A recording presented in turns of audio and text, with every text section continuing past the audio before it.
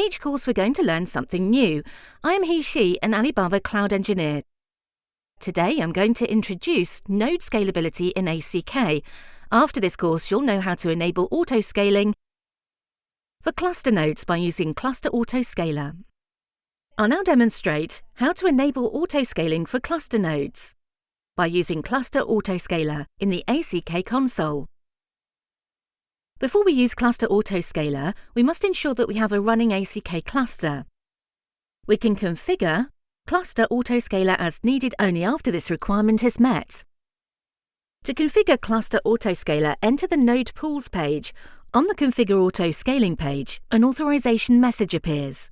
If the two required permissions are not granted, click the link to complete the authorization.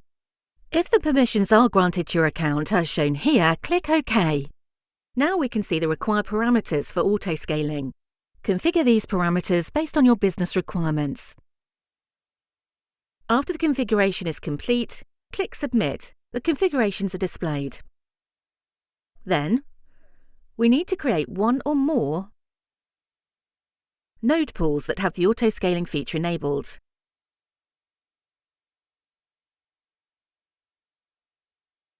We can create a node pool for which the autoscaling feature is enabled in the same way that we can create a regular node pool. To create a node pool with the autoscaling feature enabled, we must select autoscaling when we create the node pool. Then we must select the instance types that are required by this node pool. After that, we need to specify the number of instances in the node pool. The maximum number of instances and the minimum number of instances determine the number of instances that are allowed in the node pool. In the Advanced section, there are parameters such as taints, node label, and scaling mode. Configure these parameters based on your business requirements. After the configuration is complete, click Submit. We need to confirm the configurations twice. Wait a moment. We can see that the node pool with the autoscaling feature enabled is created. At the moment, Cluster Autoscaler is running in the Cube System namespace. We can confirm the configurations as shown here. Next, let's look at the autoscaling progress of the node pool. First, we need to create a pod that cannot be scheduled. We've already created a deployment. The current number of container groups that are created by using the deployment is 0. Let's increase the number to 12. In this case, you might find that some pods cannot be scheduled.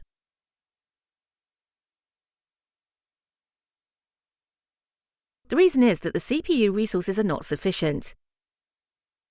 The autoscaling feature is suitable for this scenario. Nodes can be increased to meet our business requirements. The 3 pods that cannot be scheduled at the moment run as expected. Let's go back to the Node Pools page. On this page, we can see that Autoscaler has triggered a scale-out activity. On the Node Management page, we can see that the instances are in the running state. However, the status of the node is still offline. The nodes are being added. We need to wait several seconds. OK, we can see that the node is ready. Let's check whether the pending pods are already scheduled to the node that is ready. Refresh the page. We can see that the 3 pending pods enter the container creating status. That means that the pods are scheduled to the new node 172.27.35.216. Refresh the page again. We can see that the pods are running as expected. Next, let's see how to scale in the node pool. We just scaled out the node pool. The number of container groups that are created by using the deployment is increased to 12. The resources in clusters are not sufficient. Therefore, scale-out is performed. Now we will reverse the operation. We're going to decrease the number from 12 to 0. The expected result is that the new node is scaled in. The resources in clusters are sufficient to meet business requirements. Therefore, we can perform scale-in. Let's go back to the Node Pools page to check whether a scale-in activity is triggered.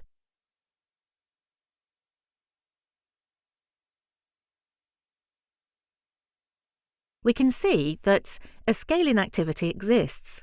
The new node that we added is scaled in. On the Node Management page, we can see that the node is scaled in. OK, we just learned how to enable auto-scaling for nodes by using Cluster Autoscaler. That ends our course for today.